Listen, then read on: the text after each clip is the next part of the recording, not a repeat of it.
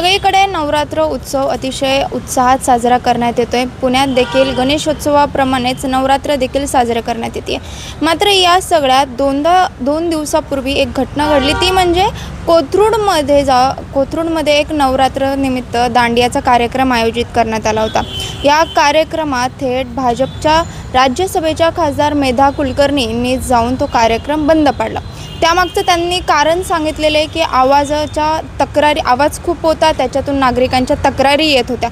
मात्र या सगळ्यातून ठाकरे गटाच्या ज्या नेत्या आहेत रेखाताई कोंडे यांनी त्यांच्यावर सडाडून टीका करायला सुरुवात केलेली आहे। आता आपल्यासोबत त्या आहेत। ताई, त्यांनी जाऊन कार्यक्रम बंद पाडला, या सगळ्यानंतरनं तुम्ही एकदम आक्रमक झाल्याचं आपल्याला पाहायला मिळतं। खरं तर आक्रमक होण्यापेक्षा सुद्धा वाईट एका गोष्टीचं वाटलं की जिथे तुम्ही हिंदुत्वाचा ढोल बजावता आहात, आमचंच हिंदुत्व कसं खरं आहे, आम्हीच कसे हिंदुत्वाचे कैवारी आहोत, असं जेव्हा तुम्ही एकीकडे सांगता आणि दुसरीकडेच हिंदू धर्माच्या सणाच्या विरुद्धात काम करता, मग यासाठी आमच्यासारख्यांना आक्रमकताही दाखवावीच लागणार आहे। कारण हिंदूंचे सण आणि हिंदू धर्म हे जपणारे आम्हीसुद्धा आहोत, पण एकीकडे आम्हाला वेगळ्या पद्धतीने काहीतरी बोलायचं, कुठेतरी ट्रोल करायचं, एवढंच काम भारतीय जनता पार्टीच्या हातामध्ये राहिलेलं आहे। आणि मुळामध्येच ग्राउंडवरती जो काही कार्यक्रम गरबा दांडियाचा घेण्यात आला होता, तो पोलिसांच्या परवानगीने घेतलेला होता। कुठल्याही कायदेशीर गोष्टीला फाटा देऊन तिथे गरबाचा कार्यक्रम झालेला नव्हता। सर्व कायदेशीर पूर्तता करून तिथे दांडियाचा कार्यक्रम घेण्यात आला होता आणि आवाजाची जी डेसिबल होतं ते सुद्धा कायद्याच्या चौकटीतच होतं, पण तरी देखील सुद्धा मेधा कुलकर्णी यांना प्रसिद्धीच्या झोतात येण्याची एक मोठी खाज आहे आणि ती खाज भागवण्यासाठी केवळ त्या वारंवार असे स्टंट प्रकार करत असतात। कधी कुठेतरी इकडे घुस तिकडे घुस, हे प्रकार आपण वारंवार गेले कित्येक महिने पाहत आहोत। आणि जिथे तुम्ही सांगता की आम्ही हिंदुत्ववादी आहोत, मग नवरात्र हा सुद्धा हिंदूंचा एक प्रमुख सण आहे, मग दांडिया आणि गरबा याला तुमचा विरोध का? ते बंद पाडण्या एवढी तुमची मजल जाते कशी काय? आणि तुम्ही एकीकडे सांगता की आम्ही पोलिसांना संपर्क केला, पण पोलिसांनी आम्हाला सहकार्य केलं नाही। मेधा कुलकर्णी, तुम्ही सत्तेतल्या खासदार आहात, तुमचेच गृहमंत्री आहेत, तुमचीच सत्ता आहे, आणि मग जर तुम्ही असं म्हणत असाल की आमचं कुणी ऐकतच नाही, मग याला म्हणायचं तरी काय? हा प्रश्नसुद्धा पुणेकरांच्या पुढे पडलेला आहे। मुळात ह्या सांगतात की मला अनेक नागरिकांचे फोन आले की त्या आवाजामुळे आम्हाला त्रास होतोय। मग आत्ताच काही दिवसांपूर्वी निलेश घायवळ गोळीबार प्रकरण कोथरूडमध्ये झालं। खरं तर आता गुन्हेगारीचं केंद्रबिंदू पुण्यातलं हे कोथरूड झालेलं आहे, ज्या कोथरूडमध्ये मुरलीधर मोहोळ हे खासदार आहेत, केंद्रीय मंत्रीसुद्धा आहेत, शिवाय चंद्रकांतदादा पाटील हे भाजपचेच आमदार आहेत आणि मेधा कुलकर्णीसुद्धा या भाजपच्याच खासदार आहेत। अशाच ठिकाणी निलेश घायवळसारखं गोळीबार प्रकरण होतं, गोळ्या दिवसाढवळ्या चालवल्या जातात, तेव्हा त्या आवाजाचा त्रास तिथल्या नागरिकांना झाला नाही, लोकांच्या जीवाला भीती तिथे राहिली नाही का? मग अशा वेळी तुम्ही का बरं प्रतिक्रिया देत नाही? गोळीबाराच्या आवाजाने सुद्धा लोकांना धडकी भरते ना, लोक घाबरून एखाद्याचा जीव जाऊ शकतो ना। मग अशा वेळी तुम्ही सोयीस्करपणे सिलेक्टिव्ह राजकारण कसं काय बरं करता? मुळातच यांना फक्त स्टंटबाजी करायची आहे, कुठेतरी प्रसिद्धीच्या झोतात यायचं आहे, यासाठी त्यांचा हा कायम आटापिटा असतो।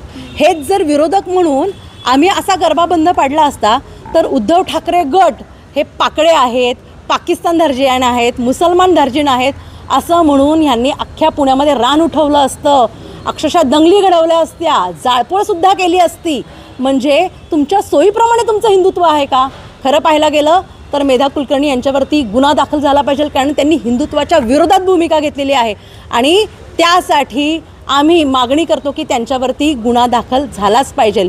डीजेच्या आवाजाचा त्रास सगळ्यांनाच होतो। कुमठेकर रस्त्यावरती लोक राहतात, लक्ष्मी रस्त्यावरती राहतात, टिळक रस्त्यावरती सुद्धा लोक राहतात। गणेश उत्सवाच्या काळामध्ये अखंड 2 दिवस डीजेचा दणदणाट तिथे चालू असतो, तिथे लोकसुद्धा जीव मुठीत घेऊन राहतात ते 2 दिवस। मग त्यावेळी मेधा कुलकर्णींना या आवाजाबद्दल काहीच कल्पना नाही आहे का? त्याच्याबद्दल त्यांना काहीच बोलायचं नाही का? केवळ कोथरूडच्या एखाद्या कोपऱ्याचं सिलेक्टिव्ह समाजकारण राजकारण करण्यातच त्यांना रस आहे। मग यांना पुण्याचं खासदार बनवलं कशासाठी? आणि मग कुणी काही प्रतिक्रिया दिली की मग यांना मुळमुळू रडायला येतं।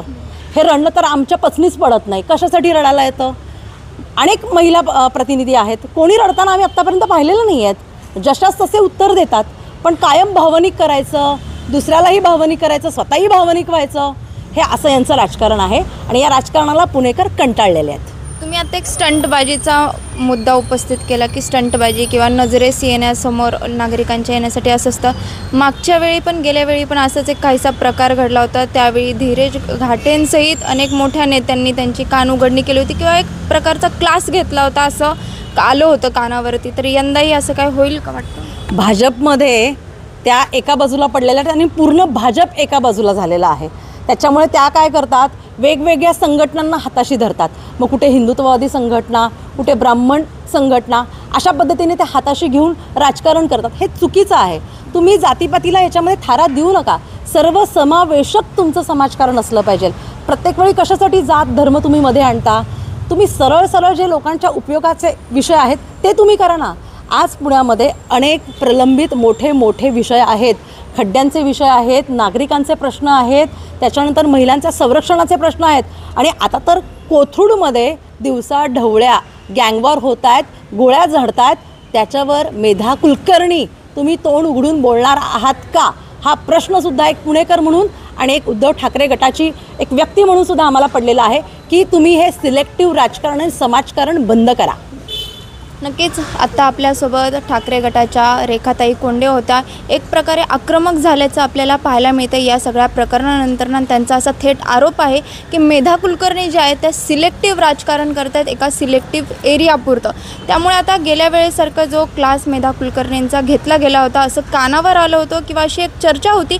त्यामुळे यंदाही भाजपच्या पदाधिकाऱ्यांकडून अशा काही त्यांना सूचना वगैरे मेधा कुलकर्णींना यंदा होत आहेत का हे पाहणं महत्त्वाचं असणार आहे. पुण्याहून मी शिवानी लकडे, टाइम्स ऑफ महाराष्ट्र.